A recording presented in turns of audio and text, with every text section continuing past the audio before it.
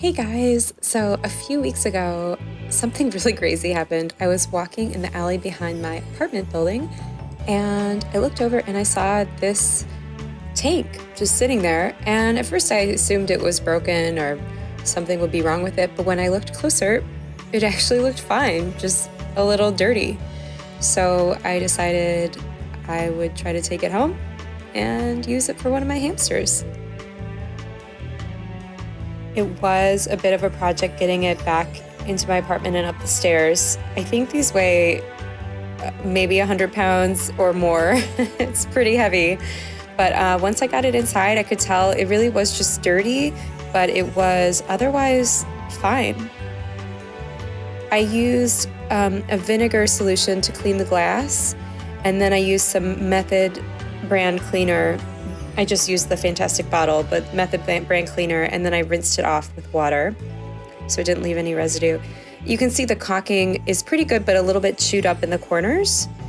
It makes me think that there was some sort of animal in here that was chewing at that. So I bought some sealant from Petco, clear sealant, non-toxic, and it was pretty easy to apply. And then I did this project I've been wanting to do forever, which is I found some chopsticks that were all the same length, and then I glued them in with a hot glue gun using non-toxic glue, and it's actually pretty sturdy once I flip it over. I wouldn't put a sand bath on top of this, but I think sturdy enough for a wheel, which is pretty cool. And then it allows more room underneath for tunnel systems and all that good stuff. So here it is once the sealant dried. You can see it's a little, it's not exactly perfect. I probably should have gotten some sort of tool, but instead I just used a plastic spoon. So it wasn't perfect, but it did okay. And then I had these little cardboard corners I just put there to keep my hamsters from digging or chewing at that. Here I set up my Pyrex containers on some acrylic risers. I was just kind of experimenting, playing around with what the layout of this cage might be. The Pyrex I had just gotten from the Goodwill for a couple dollars each, and I was kind of excited about giving my hamsters more than one sand bath in their enclosure, and then also more bedding. Once I put the bedding in, though, I realized what I really wanted was a really big sand bath off to the side there, so that's what I went with. I just felt like Shirley, who I decided would go in here, would enjoy that most. And here is the cage setup once I took Shirley's bedding and I put it on top, and then all of her items. So pretty much everything in this cage came from her cage. That was her cork log there, and she's got another cork flat over there, and I have some coconut soil that also came from her enclosure, and even her sand I sifted through and used it for the sand bath.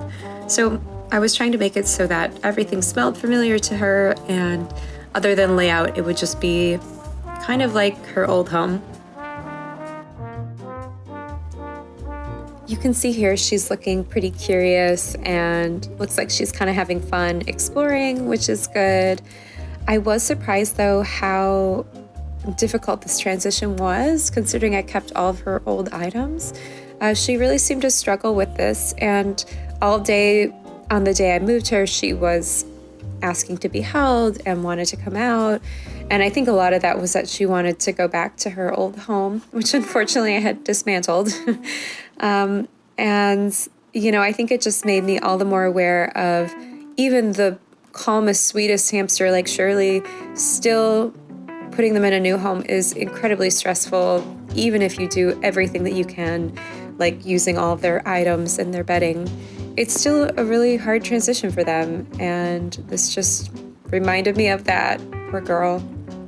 So it's now been about 2 weeks that she's been in this enclosure, and I haven't actually seen her as much. She used to be very social with us, and she's been a little bit less social, and I don't know if it's that she's just busy and has a lot more space for burrowing and is just enjoying that, or if she's just kind of like still getting used to this setup and not ready to be social. So I hope it's that she's busy and enjoying herself. But Yeah, and hopefully in a few weeks she'll come back to her normal social self.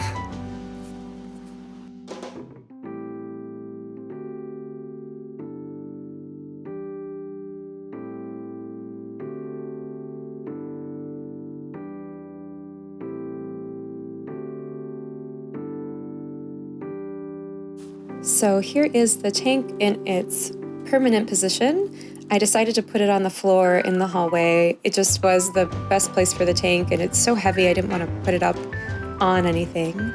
And it's kind of nice, I can kneel down and visit with her. I don't currently have a lid on the tank because it is so tall. It's, I believe, about 25 inches tall. So it's great. It allows for a lot of digging room and a lot of space at the top. It's a little bit scratched up on that one side, but otherwise looks pretty good.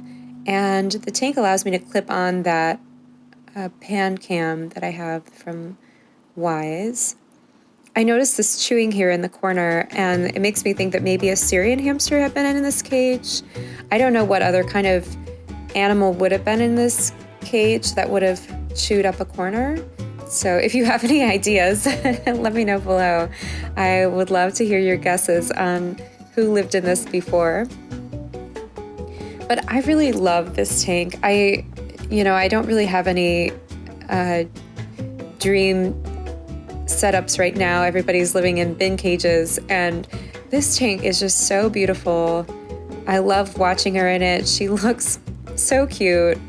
I think if I were gonna get nice enclosures for everyone, it might be these tanks. I love the 75-gallon. It's a ton of space. I feel like I can get so much in there and still have a lot of space for her to run and roam and dig. And you'll see I added these two little boxes there, the white one and the brown one. One is in her sand bath. One thing I noticed when I transitioned her is that even though I thought she would like the box on the chopsticks, that had more room underneath it, I think my hamsters, when they're nervous, they're really looking for small confined spaces, like a little box or a hide that has, three corners, so they can really feel safe inside of it. So she spent most of the first couple days in that white box in the sand bath. And so I think next time I do a cage design, I'll always include a few very cozy spots so that they can get comfortable in there. And she has now kind of relocated her nest over underneath the wheel, underneath the big multi-chamber hide. And but she still kind of goes back and forth between the multi-chamber hide and the little white box. So I think hamsters just seem to like cozy spots, and something to keep in mind for my next cage design there.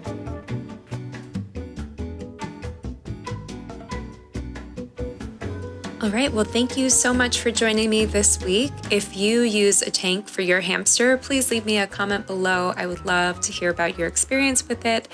And if you are interested in checking out any of the products that I showed in today's video, I will leave links to everything below in the comments so you can check those out.